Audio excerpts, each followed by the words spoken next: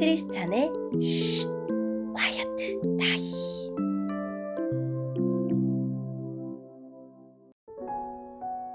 샬롬!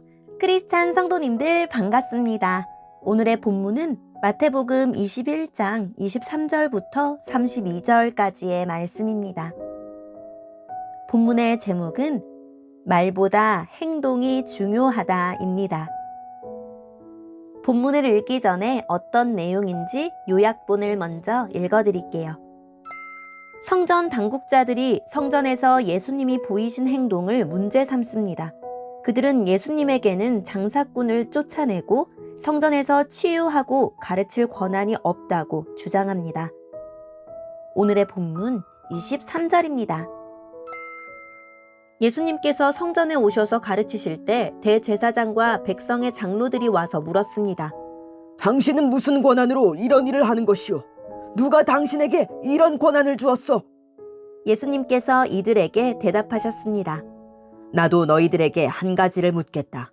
만일 나에게 대답하면 내가 무슨 권한으로 이런 일을 하는지 말해주겠다. 요한의 세례가 하늘로부터 온 것이냐? 아니면 사람에게서 온 것이냐?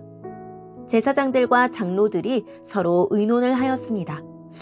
만일 우리가 하늘로부터 왔다고 하면 그러면 어째서 너희는 요한을 믿지 않았느냐라고 말할 것이고, 그렇다고 사람에게서 왔다고 하자니 백성들이 두렵구나. 왜냐하면 모든 백성들이 그를 예언자라고 믿고 있기 때문이다. 그래서 그들은 예수님께 대답했습니다. 우리는 알지 못하오. 그러자 예수님께서 말씀하셨습니다. 그러면 나도 너희에게 내가 어떤 권한으로 이런 일들을 하는지 말하지 않겠다. 너희는 어떻게 생각하느냐? 어떤 사람에게 두 아들이 있었다. 그가 첫째 아들에게 가서 말했다. 아들아, 오늘은 포도밭에 가서 일해라. 그 아들은 싫습니다 라고 대답했다. 그러나 나중에 마음을 바꾸고 포도밭으로 갔다. 이번에는 둘째 아들에게 가서 아까와 똑같이 말했다. 둘째 아들은 대답했다. 예, 그렇게 하겠습니다. 그러나 실제로는 가지 않았다. 두 아들 가운데서 누가 아버지의 뜻대로 행했느냐? 그들이 대답했습니다. 첫째 아들입니다. 예수님께서 그들에게 말씀하셨습니다. 내가 너희에게 진정으로 말한다. 세리와 창녀들이 너희보다 먼저 하나님의 나라에 들어갈 것이다.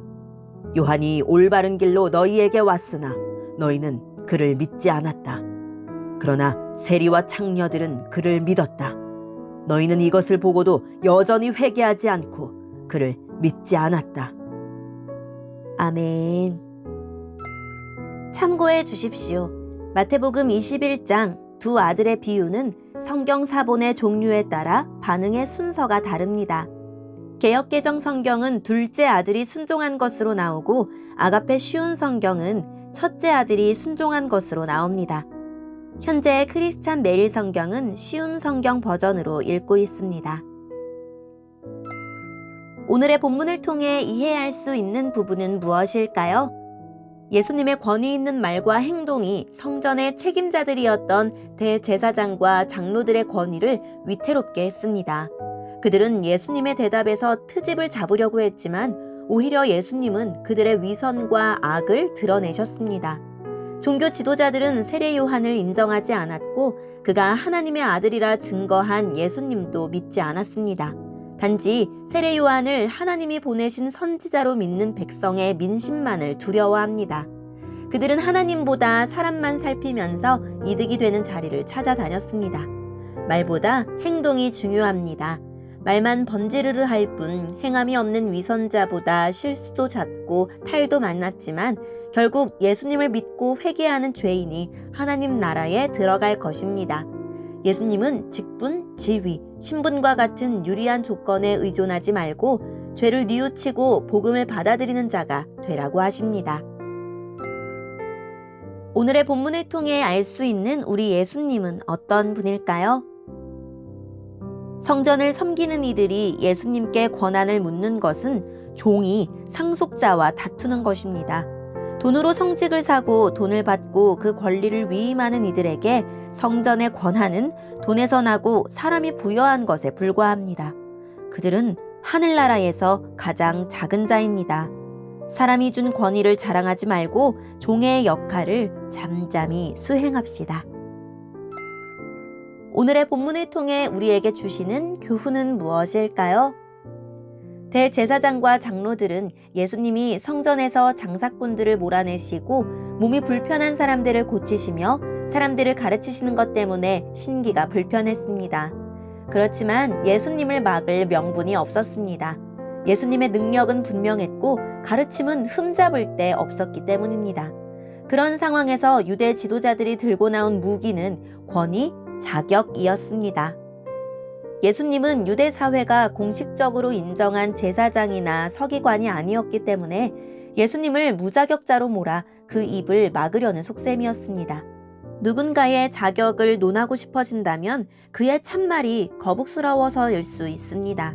권위와 자격을 앞세워 참말을 하는 사람의 입을 막는 사람은 되지 맙시다.